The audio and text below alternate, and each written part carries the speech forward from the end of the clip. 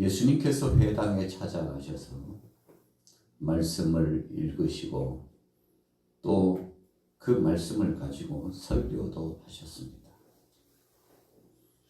그러나 말씀만 전하시고 설교만 하시는 것이 아니었습니다. 거기 있는 사람들을 구체적으로 하나님의 말씀을 풀어서 가르치셨습니다. 그리고는 또 세 번째로 병자들을 고치셨습니다. 예수님께서 행하신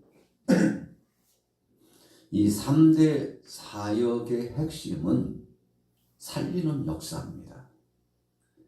요한복음 10장 10절에 보니까 도적에 오는 것은 도적질하고 죽이고 멸망시키려는 것이요.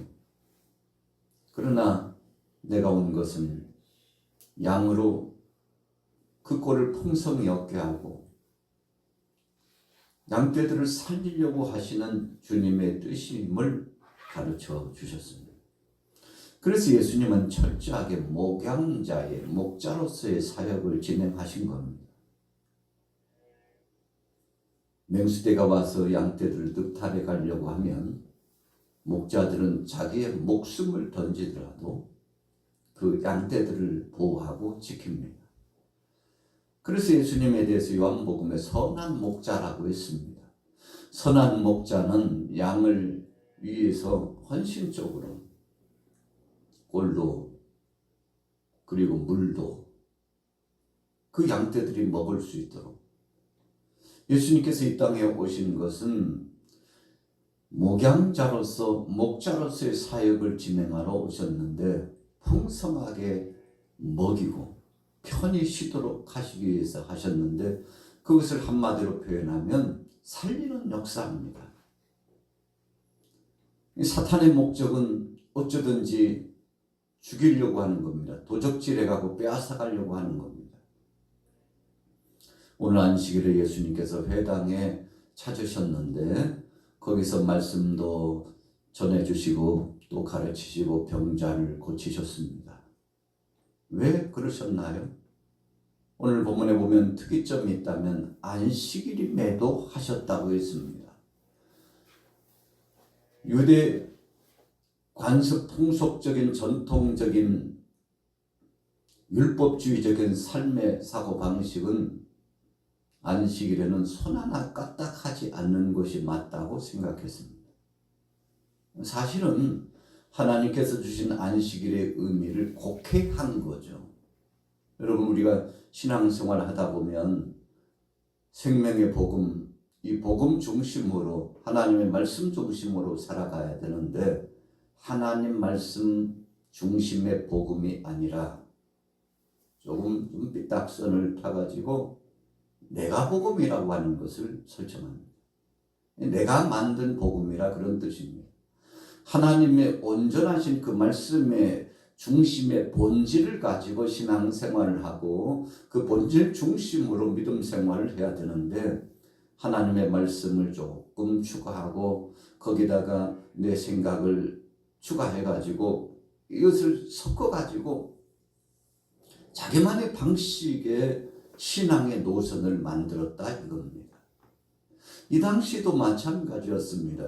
너무 과하게 안식일 중심을 강조하다 보니까 안식일에는 생명을 살리는 일까지도 제한하는 말도 안 되는 법칙을 정해놓고 그것이 전통이라고 말하고 그렇게 하는 것이 맞다고 우겨대면서 사람들을 살리는 생명을 귀하게 여기는 일에 등한시했다는 겁니다. 오늘 예수님께서 아주 중요한 말씀을 주셨죠. 회당장이 예수님께서 안식일에 병 고치는 것을 못마땅하게 생각하고 적지 않게 예수님을 힐난하고 조롱했던 거 아니겠습니까? 자, 14절 보세요. 같이 읽어볼게요. 14절 시작.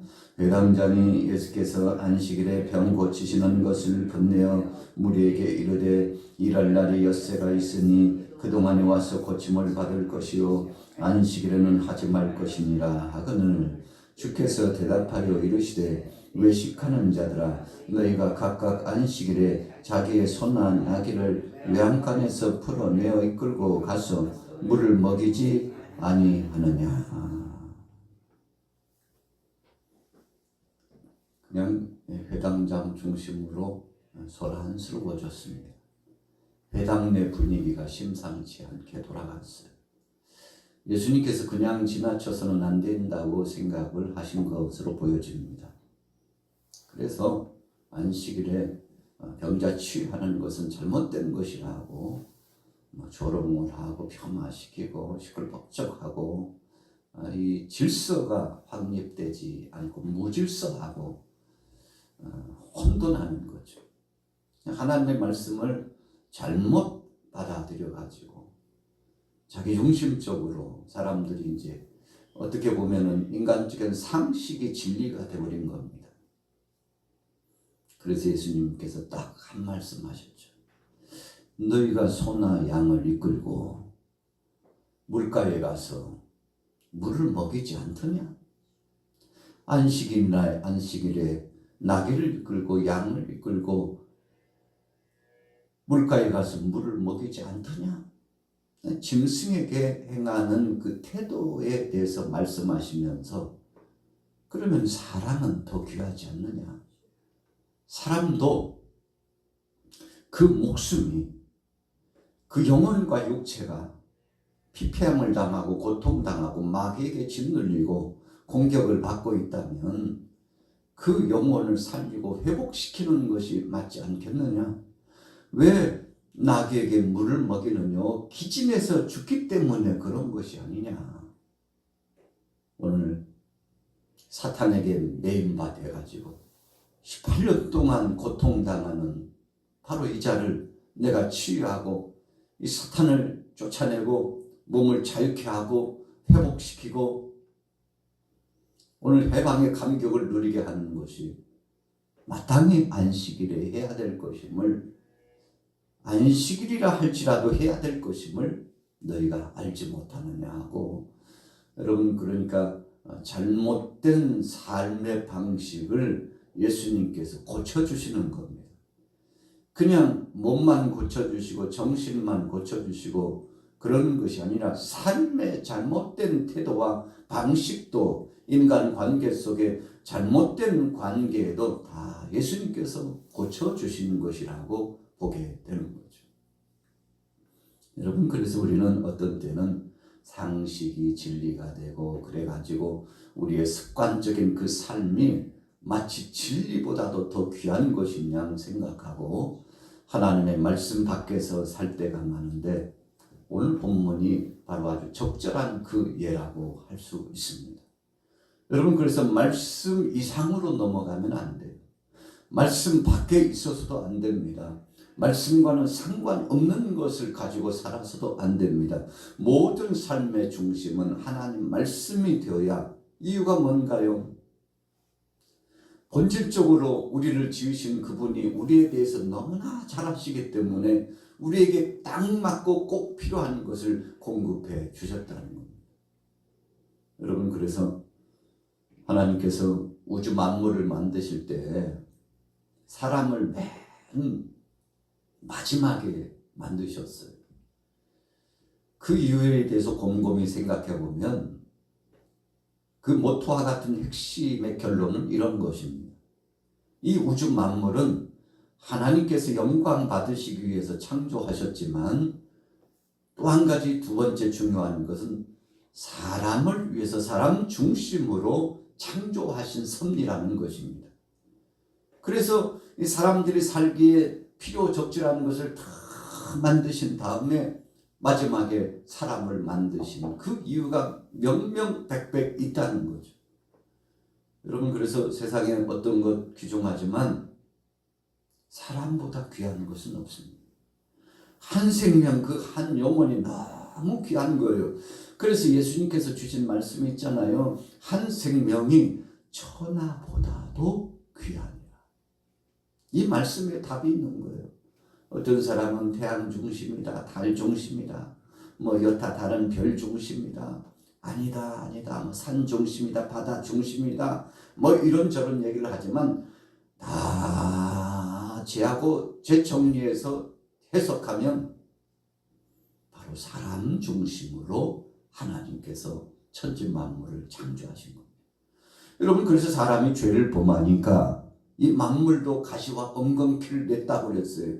하나님 앞에서 함께 저주받은 대상이 된 거예요. 다 이유가 있는 거죠. 사람이 도대체 뭐길래 사람이 죄를 좀 범했거늘 어떻게 만물까지도 그렇게 하실 수 있을까 하는데, 여러분, 바로 그것이 하나님의 섭리요 아주 중요한 의미 부여가 거기에 있다는 겁니다.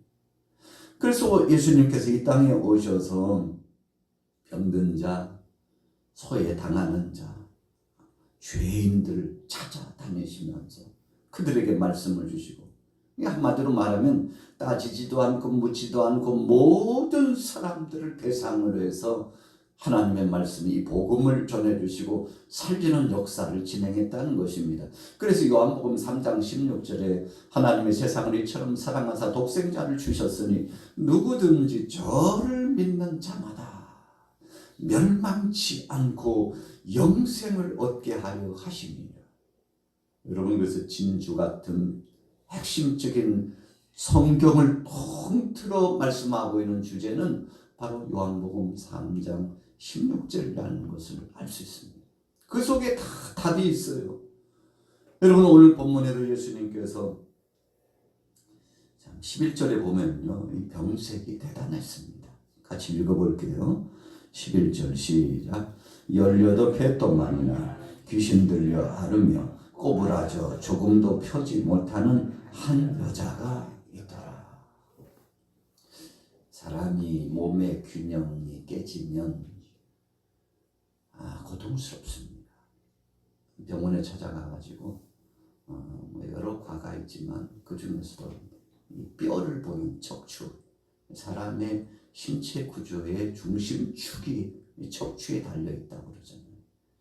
척추가 잘못돼가지고 신경이 어긋지면요, 엄청난 통증이 옵니다.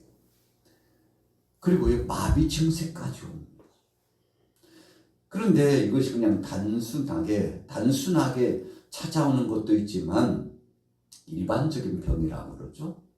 그런데 또 한 가지는 이 악한 귀신의 역사가 틈타가지고 사람의 몸을 괴롭혀가지고, 오늘 본문에 꼬부라지는 병 그랬어요. 이 꼬부라지는 병이라는 것은 척추가 휘고 꼬부라져서 고통을 느끼는 거죠. 요즘 의학적으로 보면 신경이 눌려서 그런 거거든요.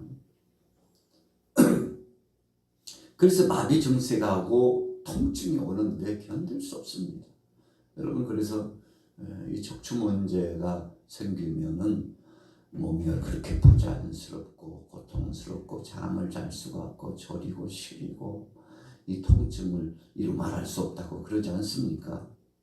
그런데 귀신의 역사가 침입해 들어왔을 때도 이런 현상이 나타났다는 것은 요즘 의학적으로 이것을 분석하고 연구하고 답을 주려고 하면 답이 없습니다. 어떤 때는요, 병원에 가가지고 수술도 하고 시술도 했는데 몸이 끔찍도 하지 않고 아무런 회복도 역사도 나타나지 않는 예 굉장히 많습니다. 수술했는데도 더 고통스럽고 괴로운 예가 허다하게 많고, 또 재수술을 해야 된다고 또 만져가지고 토닥거리고, 거기다가 그냥 쇠를 받고 나살 받고 해가지고 그냥 땀을 뻘뻘 흘리면서 의사가 의료진들과 몇 시간 동안 수술했는데도 몸은 균형이 잡히지 않고 더 괴로운 예가 얼마나 많은지 몰라요. 여러분, 그런데 오늘 본문에 보니까 의학적으로는, 인체공학적으로는 어떻게 해석과 설명이 안 되는 예수님께서 귀신의 역사가 그랬다고 말씀하시면서 이 사탄에게 매인받은, 그것도 18해 동안 매인받은 고통당하는 바로 이 자를 예수님께서 그냥 말씀 한마디로 명령하니까 안수하시고 기도하시니까 회복이 되었는데 주위 사람들이 깜짝 놀랐죠. 그렇지만 회당장은 못마땅했어요. 아니 도대체 오늘이 무슨 날인 줄 알고 내 허락이나 받았냐고. 회당장이 당시 좀 권위가 있었죠. 예수님께서 잘못된 생각 속에 혈기를 내고 있는 회당장과 거기에 동조하는 사람들에게 강력한 말씀을 주셨죠. 무슨 소리야? 안식일은 사람 살리는 거 하나님께서 기뻐하시는 거다 이거죠. 여러분, 그래서 귀신이 떠나가고 몸이 자유롭게 되고 회복이 되었는데, 여러분, 그래서 우리가 질병의 고통을 할 때 두 가지 병이 있습니다. 여러분, 의사의 손길을 통해서 약재를 통해서 치료받을 때도 많이 있지만, 그러나 악한 귀신의 역사가 침입해 들어와가지고 고통스러워하는 것은 귀신을 쫓아내야만이 회복된다는 사실. 예수님께서 2000년 전에 이 땅에 오셔서 말씀을 주셨습니다. 그래서 주님께서 어떤 때에는 이 포도주를 붓고서, 이 소독제죠. 적당히 마땅한 약재가 없을 때는 이 포도주를 부어가지고 올리브 기름을 부어가지고 그 약재로 대신 한 경우가 많은데, 요즘도요 그렇게 민간 요법이 많이 쓰이기도 합니다만, 여러 가지 치료의 방법이 있지만 영적인 것은 영적으로 풀어야 될 때가 굉장히 많다는 사실을 우리가 부정할 수 없고, 오늘 다시 한번 새로운 측면에서 생각해 보는 거죠. 여러분, 얼마나 기뻤을까요? 백방으로 약을 써보기도 했을 거예요. 의사의 손길을 통해서 고통을 당하고 참 말도 안 되는 일. 성경 속에 그런 예가 많잖아요. 가산을 다 틀어가지고 다 했는데도 의원에게 괴롭힘을 당하나 몸은 자유치 않고 회복되지 않는 예가 얼마나 많은지. 그러나 예수님 만나고 회복된 사람들, 치유된 사람이 많은데, 예수님께서 2000년 전에 오셔서 이렇게 해주신 것은 바로 예수님은 하나님이시라는 것을 나타내 주시기 위해서 하신 겁니다. 어떤 사람은 그래요. 아이고, 예수님이 2000년 전에는 하셨는데 요즘은 왜 안 해주시냐고. 진짜 못마땅하다고. 왜 요즘은 회복 안 시켜주시고 치료도 안 시켜주냐고. 마음에 들면 해주고 마음에 안 들면 안 해주는 거냐고 막 비아냥거리는 분들이 있는데, 여러분, 그렇지 않아요. 치유의 역사는 하나님 손길에 달려 있습니다. 지금도 하나님께서 원하시고 뜻하시면 언제든지 주님께서 역사해 주시지만, 그러나 치유의 역사는 여러 가지가 있죠. 그 중에 한 가지를 꼭 집어서 말씀드린다면, 어떤 때는 주께서 그냥 감당하기를 원하실 때도 있다는 것입니다. 여러분, 그래서 우리가 예수님을 구주로 영접하는 사람들이 그렇게 치유받기를 원해도 어떤 때는 주님께서 치유시켜 주시지 않을 때도 있죠. 그 대표적인 사람이 사도 바울이 그랬잖아요. 몸이 얼마나 힘들지 몰라요. 전에 내려오는 이야기에 의하면 그에게는 두 가지 병이 있었다고 그러죠. 하나는 안질이에요. 실제로 눈이 어두워가지고 대신 글 써주는 사람과 함께 사역을 진행한 예가 성경 속에 드러나잖아요. 또 한 가지는 그에게는 간질병이 있었다고 합니다. 간질병이라고 하는 것은 수시로 넘어져요. 그래서 입에 거품을 물고 쓰러져가지고 막 몸서리치게 고통스럽게 부들부들 떨다가 어느 정도 시간이 지나면 깨어나는데 아무것도 기억지 못하고 내가 왜 여기 있냐고, 이런 질병의 고통을 알았을 가능성이 많다고 사료에는, 그렇게 성경에는 구체적으로 무슨 병이라 말씀하지 않았기 때문에 그냥 단순히 가시, 찌르는, 몸을 찌르는 가시라고 했는데, 하나님 앞에 간절히 나가서 기도했으나 3번까지 기도했는데도 예수님께서 그의 병을 치료시켜 주지 않았습니다. 네 은혜가 족해. 너 병을 그냥 짊어지고 있어야 네가 자고하지 않고 교만하지 않고 네가 내 이름으로 큰 능력의 역사를 진행하는데 네가 한 것이 아니고 내 능력으로 했다는 사실을 만천하에 많은 사람들이 복음을 받을 때 깨닫고 알아야 되고, 너도 약한 자라는 사실을 네가 알아야 엎드려서 기도하고, 그래야만이 네 능력이 아니고 하나님의 능력이라는 것을 사람들이 알 것 아니냐고. 여러분, 성경을 풀어 해석하면 그런 뜻입니다. 네가 자고하지 않도록 너에게 가시 하나를 심겨 두었는데 그거 빼달라고 하지 말고 평생 가지고 가라고. 여러분, 그래서 실제로 사도 바울은 몸의 중병을 앓고서 평생 사역을 했는데, 그래도요 그 당시 나이로 보면 그가 장수했습니다. 골골골골골골 하면서도 장수했다 이겁니다. 이유가 뭔가요? 그냥 그 병을 짊어지고 가면서도 바울이 뭐라고 그랬나요? 모든 것이 주님의 은혜라고. 십자가 외에는 자랑할 것이 없다고. 내가 이 몸을 안고도 사역하고 살아있다는 것이 하나님의 은혜라고. 여러분, 그래서 은혜라는 찬양 우리가 어제도 막 줄기차게 고백하며 했습니다만, 다른 데서 나온 것이 아니고요, 그 사도 바울의 고백에서 그 찬양이 나온 거예요. 아무리 생각해봐도 주님의 사랑이요, 주님의 은혜요, 주님이 역사해 주셔서 이만큼 내가 살고 있다는 사실, 예수 그리스도 외에는 자랑하지 않고 모든 것을 배설물로, 돈도 배설물로, 명예도 권세도 배설물로, 세상에 자랑할 만한 것 다 배설물이 뭡니까? 그거잖아요. 아이고, 쓸데없는 거, 그거 몸속에 있으면 독소가 되고 다 빼내야만 되는 거, 그게 배설물이거든요. 그런데 예수님 외에는 다 배설물로 생각했다고 했으니 참 바울의 신앙은 대단한 신앙이죠. 그런데 왜 그런 신앙인이 됐습니까? 성령 충만하니까 다 초월하고 이길 수 있다는 겁니다. 그래서 저와 여러분들이 불평하고 악평하고 계속 이렇게 하나님 영광을 가리면서 불평하면서 감사치 못하고 사는 것은 그냥 한마디로 말하면 성령 충만치 않기 때문에 그래요. 말씀 충만, 은혜 충만, 성령 충만하면 감사밖에 없어요. 아이고, 내 입이 방전이지. 아이고, 내 생각이 지금 잘못돼가지고 하나님 영광 가리고 입술로 범죄하고 생각으로 범죄하고 행동으로 범죄하고, 주님 나를 용서하여 주옵소서. 자, 오늘 본 말씀에 안식일에 귀신에게 붙잡혀가지고 꼬부라지는 이 중병을 앓는 자를 해방시켜줬는데, 여러분 혹시라도 여러분들 속에도 감당할 수 없는 어려운 고통이 있다면 주님 앞에 서원하시고, 그래서 자유자가 되시기를 바랍니다.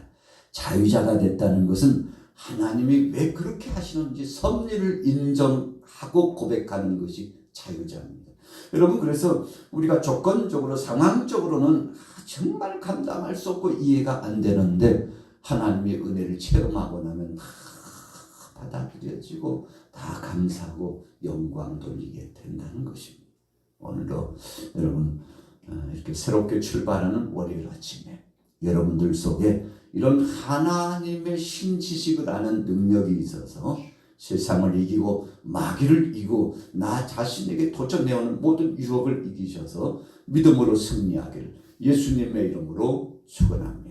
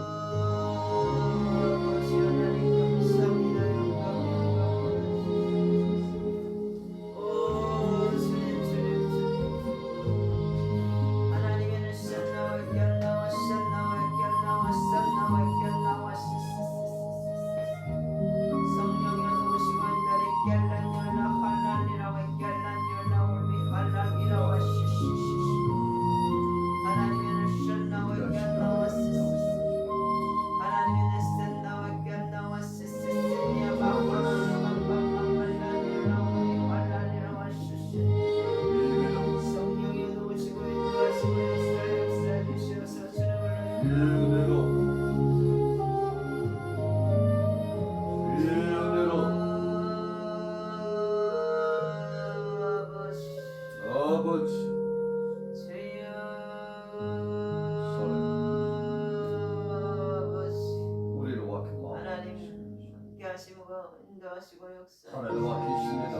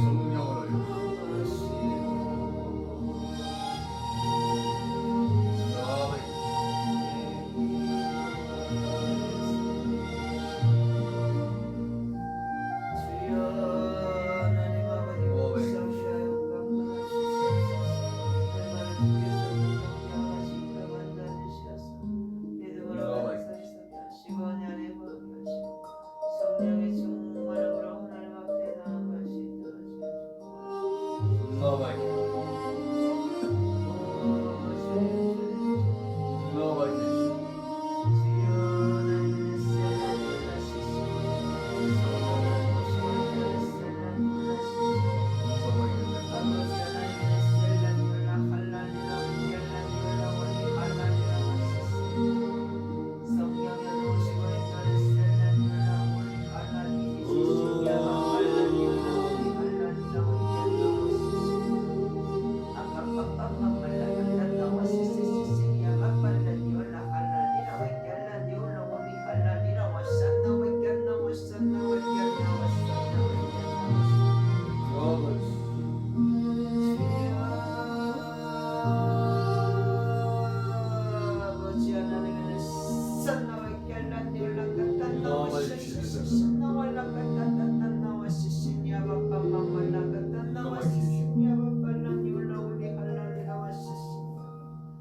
주여